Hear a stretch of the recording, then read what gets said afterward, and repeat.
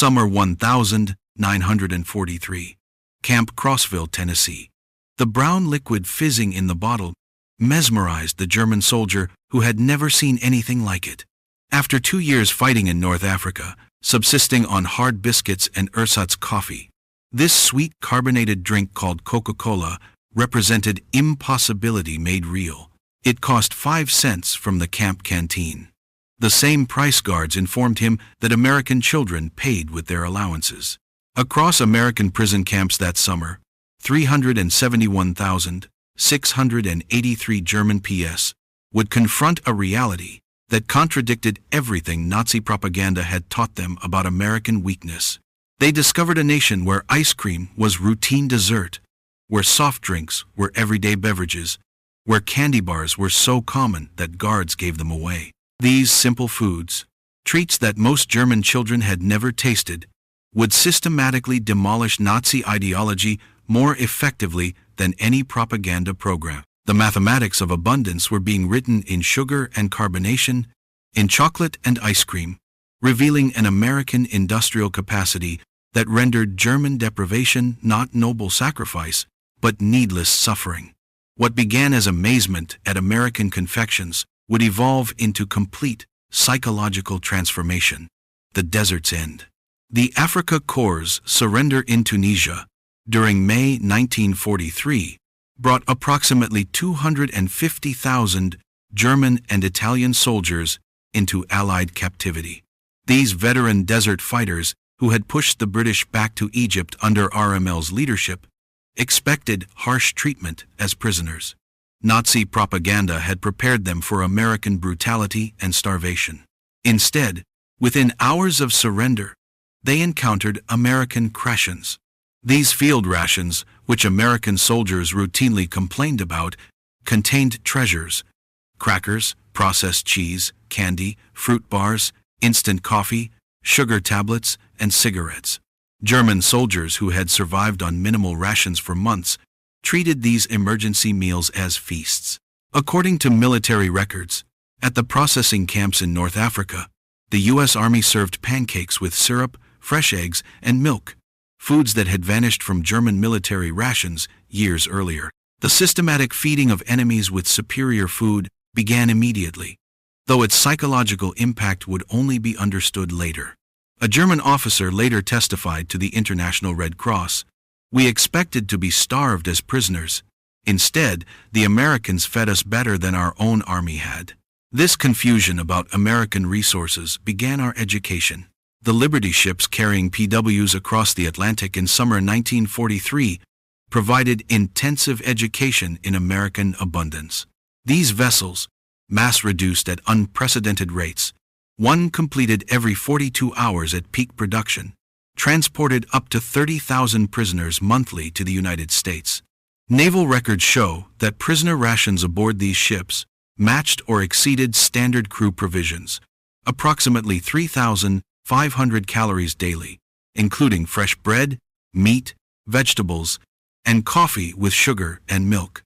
The ship's refrigeration systems, standard equipment on American vessels, maintained fresh food throughout the two crossings.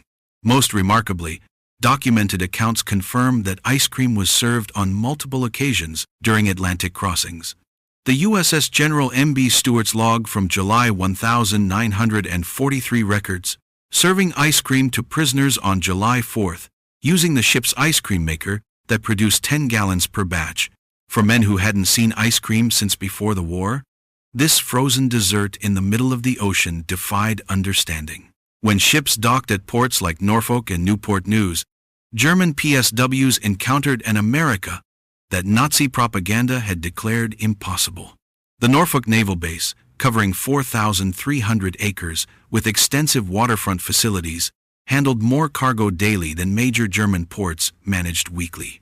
At the port exchanges, shops for dock workers, prisoners glimpsed shelves stocked with candy bars from major manufacturers like Hershey, Mars, and Nestle. Military procurement records from 1943 show these exchanges stocked dozens of candy varieties, selling them at standard prices, 5 cents for most candy bars, the same price charged across America. The journey inland by train provided further education. Unlike the cattle cars used for transport in Europe, German PSWs traveled in passenger coaches. The dining cars served full meals. Documented menus from July 1943 show fried chicken, vegetables, pie, and coffee. Pease discovered this wasn't special treatment, but standard American rail service. The prison camp system, constructed across America, housed PWS in conditions that exceeded Geneva Convention requirements. Camp Crossville, Tennessee, typical of the larger facilities, included electric lights, hot water, flush toilets, and heated barracks. But the camp exchanges, the PX stores, delivered the deepest impact. According to Army quartermaster records, camp exchanges stocked multiple soft drink brands: Coca-Cola, Pepsi, Dr. Pepper, RC Cola, various candy bars and confections, ice cream where refrigeration permitted, cigarettes and tobacco, fresh fruit and snacks, beer, 3.2% alcohol content. Prisoners earned 80 cents daily for labor, later raised to $1, with candy bars at 5 cents and Coca-Cola at the same price. A day's wage could purchase 16 items abundant beyond German imagination, where such products, if available at all, required special connections. Coca-Cola became the symbol of American industrial democracy. The Coca-Cola Company's wartime production reached remarkable levels. Company records show 5 billion bottles produced in 1943 alone. The military contract guaranteed 5-cent Coca-Cola to American servicemen worldwide, a commitment requiring unprecedented logistics. German prisoners discovered that this soft drink, unknown to most before capture, was ubiquitous in America. Every camp received regular deliveries. Work details observed vending machines and coolers everywhere. Gas stations, factories, schools. Americans of all ages and classes drank it casually, discarding half-empty bottles without thought. The standardization astounded technically minded prisoners. Coca-Cola tasted identical, whether consumed in Maine or Texas, a feat of quality control, exceeding anything German industry achieved. The syrup concentrate manufactured in Atlanta and distributed nationwide to bottling plants represented industrial coordination that challenged Nazi assumptions about American chaos. Historical records from the Coca-Cola Company archives confirmed that many prison camps received weekly deliveries of 200 to 300 cases, each containing 24 bottles. Camp Hearn, Texas alone, consumed approximately 7,000 bottles weekly during summer 1943. Ice cream in American prison camps seemed impossible to Germans who hadn't seen it since before the war. Yet, Army records confirmed that ice cream was regularly served in camps with adequate refrigeration during summer months. The military considered ice cream essential for morale, so important that specialized ice cream ships were built for the Pacific Fleet. At Camp Shelby, Mississippi, the July 4th, 1943 celebration included ice cream made on site. Prisoners watched as hand-cranked freezers produced gallons using ice, salt, cream, sugar, and flavorings. The casual use of scarce resources, ice in July, cream, sugar for entertainment food, demonstrated priorities Germans couldn't fathom. By 1944, many camps had electric ice cream makers. The variety available, chocolate, vanilla, strawberry, butter pecan, exceeded what German ice cream parlors offered before the war. Prisoners could purchase ice cream bars for 10 cents, ice cream sandwiches for the same price, or cups of various flavors. Army procurement records show that larger camps ordered 50 to 100 gall of ice cream weekly during summer months. The frequency varied by location and season, but prisoners regularly enjoyed this frozen luxury that had vanished from German life. Sugar consumption in American prison camps delivered particularly powerful impact. In Germany, sugar was strictly rationed. Civilians received 280 grams monthly when available. In American camps, sugar sat in bowls on mesh hall tables for unlimited use. Quartermaster records from 1943 to 945, show camps receiving 100-pound bags of refined sugar weekly. Camp bakeries used sugar liberally. Cakes, cookies, and pies appeared regularly on menus. The mess halls sweetened coffee, tea, cereals, and desserts without restriction. One documented incident from Camp Aliceville, Alabama, illustrates the contrast. In August 1943, humid weather hardened several hundred pounds of sugar, making it difficult to use. Rather than steam and recover it, as Germans would have, kitchen staff discarded it and ordered replacement supplies. German prisoners working in the kitchen were reportedly distressed by this waste. American chocolate consumption patterns revealed democratic abundance.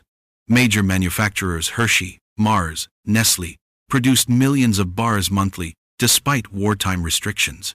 The military alone purchased 380 million pounds of chocolate products during the war years. Prison camp exchanges stocked multiple chocolate varieties. The standard Hershey bar, Dations, emergency chocolate bars, and various candy bars containing chocolate were available for 5 to 10 cents. Prisoners discovered Americans had preferences among chocolate brands, casually choosing one over another. Red Cross packages distributed monthly to prisoners included chocolate bars among other items. The American Red Cross records show that standard parcels contained chocolate or candy bars, 2 instant coffee, processed cheese, crackers, canned meat, cigarettes, soap. These packages supplemented regular rations, providing luxury items that exceeded what German civilians received as basic rations. Thanksgiving 1943 introduced German prisoners to American holiday abundance. This purely American celebration demonstrated national coordination of consumption that dwarfed German organizational efforts. Army records confirm that all prison camps served traditional Thanksgiving dinner: roast turkey with stuffing, mashed potatoes and gravy, sweet potatoes, cranberry sauce, vegetables, pumpkin pie, coffee, and milk. The logistics required providing turkey dinners to 425,000 PS millions of American servicemen worldwide showcased organizational capacity. The fact that German prisoners received the same meal as American soldiers emphasized equality of treatment that contradicted Nazi racial hierarchy. Christmas 1943 brought unexpected generosity from American civilians. Church groups, civic organizations, and individuals sent packages to German POWs. The American Friends Service Committee alone distributed 50,000 Christmas packages to enemy prisoners. These packages typically contained homemade cookies, candy, toiletries, games and books, cigarettes, writing materials. Local communities near camps often provided additional support. In Tonkawa, Oklahoma, townspeople delivered homemade treats to German prisoners at Camp Tonkawa. In Hearne, Texas, church groups brought Christmas cookies and candy to Camp Hearne. This civilian kindness toward enemies challenged Nazi ideology fundamentally. Americans who had family members fighting against Germany nevertheless showed charity to German prisoners, demonstrating strength through mercy rather than vengeance. As labor shortages intensified, German POWs worked increasingly outside camps, witnessing American food production firsthand. By 1944, approximately 100,000 prisoners worked in agriculture and food processing, gaining intimate knowledge of American abundance. In Michigan orchards, prisoners picked cherries destined for maraschino production, those bright garnishes topping ice cream sundaes. The volume staggered them, single orchards producing tons of fruit for decorative purposes.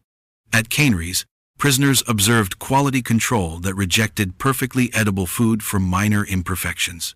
Del Monte records from 1944 show that approximately 15% of fruit was rejected for canning due to size irregularities or minor blemishes, typically diverted to animal feed. Sugar beet processing in Colorado and Nebraska revealed agricultural mechanization beyond German achievement. Single farms produced more sugar beets than entire German regions. Prisoners learned that American sugar production from both cane and beets reached approximately 7 million tons annually, explaining the casual abundance they witnessed. German prisoners working near schools witnessed early versions of organized school lunch programs. Children received hot lunches including milk, protein, and vegetables. The National School Lunch Act would formalize this in 1946, but precedent programs operated during the war. The milk program particularly impressed German observers. Many schools provided fresh milk to children daily. The logistics of daily delivery to thousands of schools demonstrated organizational capacity that Germany couldn't achieve for military supplies. Some school cafeterias offered ice cream for additional purchase. The concept of children buying frozen desserts at school, while German children faced food shortages, created profound impact among prisoner observers. When minimum security prisoners ate at American diners under guard, they encountered democratic abundance. These small restaurants offered menus that would have graced elite German establishments available to anyone with modest funds. Documented prices from 1,944 show: hamburger 25, Coca-Cola 5, pie slice 15 cents, ice cream sundae 25, full dinner special 65 to 75. The equality of service, anyone could order anything, contradicted German social stratification. A factory worker and bank president ate identical meals at adjacent counter stools served by the same waitress for the same price. As prisoners gained access to American publications, they discovered production statistics that dwarfed German efforts. 1,944 American production documented figures. Sugar, approximately 7 million tons. Chocolate and cocoa products, 380 million pounds. Military alone, Coca-Cola, 5 billion bottles. 1,943 figure. Ice cream, over 500 million gallons. Milk, 119 billion. German production, same period. Sugar heavily rationed primarily from beets. Chocolate, military priority only. Soft drinks, minimal production. Ice cream, virtually non-existent. Milk, severely rationed. These numbers, published openly in American media, demonstrated that America's wartime production exceeded Germany's peacetime peaks. By late 1944, German POWs were sending food packages to Germany rather than receiving them.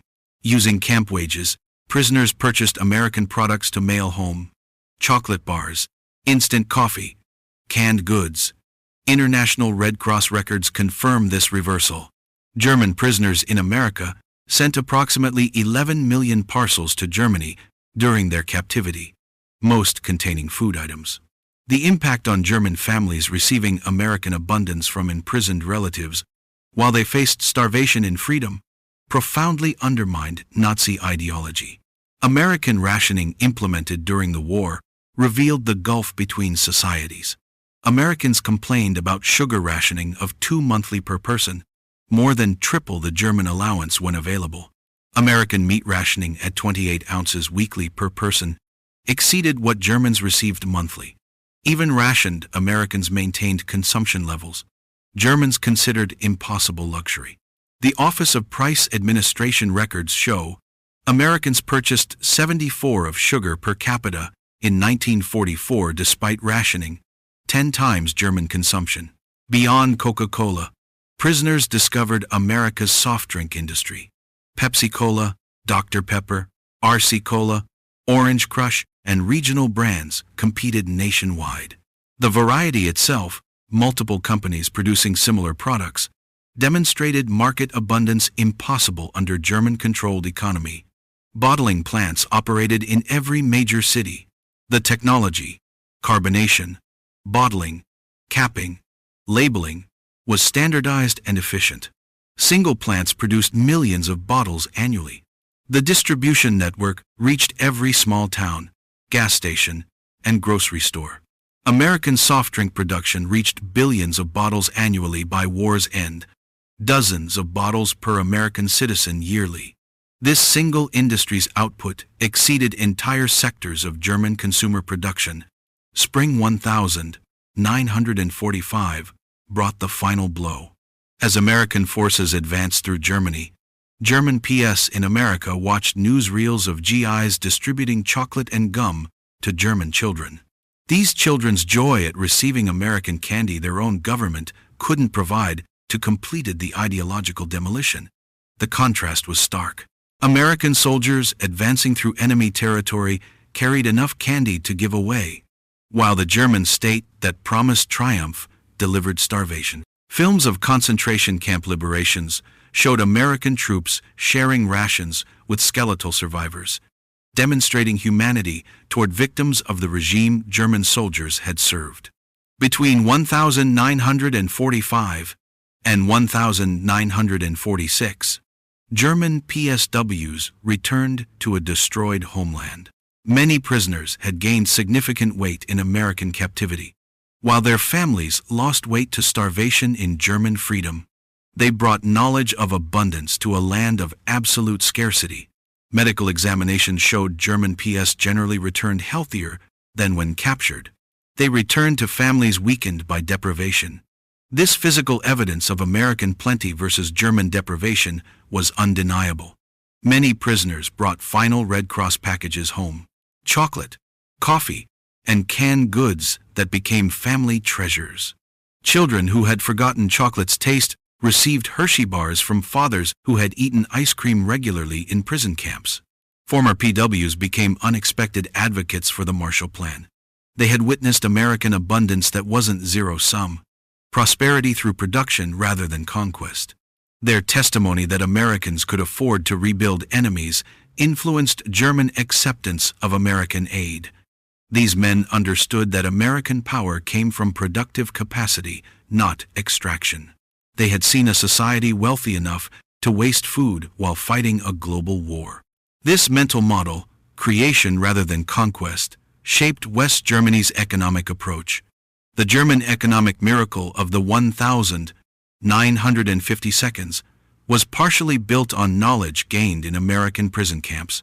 Former PWs who had witnessed American production methods, distribution systems, and consumer abundance applied these lessons to German reconstruction. They had learned that mass production could make luxuries affordable. Standardization enabled quality and efficiency. Consumer abundance created political stability. Industrial democracy could outproduce authoritarian control. These lessons learned through Coca-Cola and ice cream shaped a generation of German business and political leaders. The transformation of German PWS through American food abundance is documented in military quartermaster records, International Red Cross reports, corporate production records, particularly Coca-Cola archives, PW correspondence, censored but preserved, post-war interviews and memoirs, academic studies, particularly Arnold Kramer's extensive research. Arnold Kramer, the leading historian of German PSWs in America, concluded that food abundance was central to ideological transformation.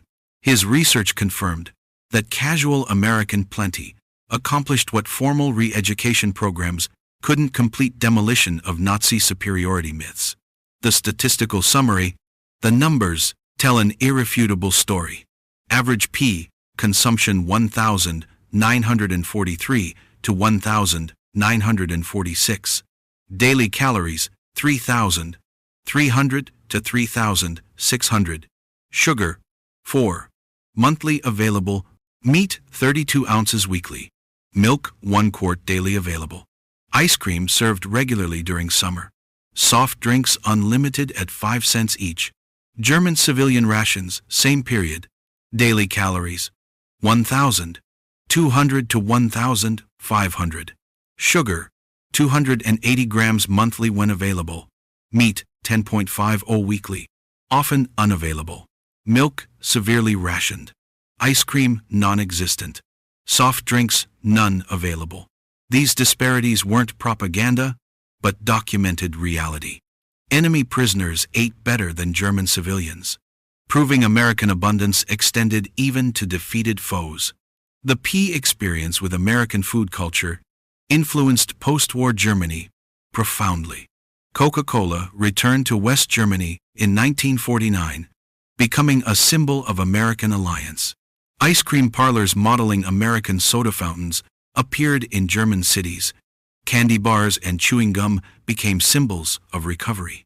Former prisoners of war often became importers of American food products, understanding their appeal from personal experience. They knew these products represented more than taste.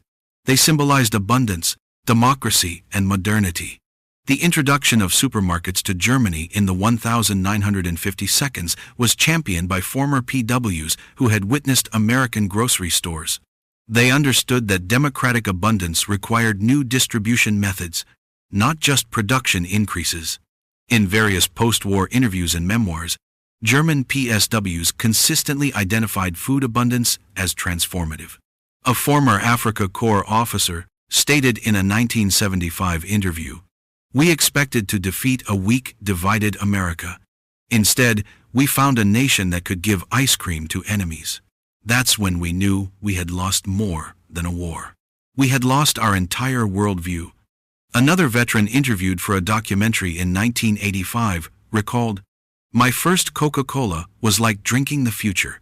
It was sweet, fizzing, completely unnecessary, and available to anyone for a nickel. That drink contained everything Nazi Germany wasn't: abundant, democratic, joyful." These testimonies collected across decades confirm that American food abundance achieved what military defeat alone couldn't: complete ideological transformation. The men who arrived as Nazi warriors left as witnesses to democratic prosperity. Historians recognize the German P experience in America as remarkably successful re-education through abundance rather than propaganda.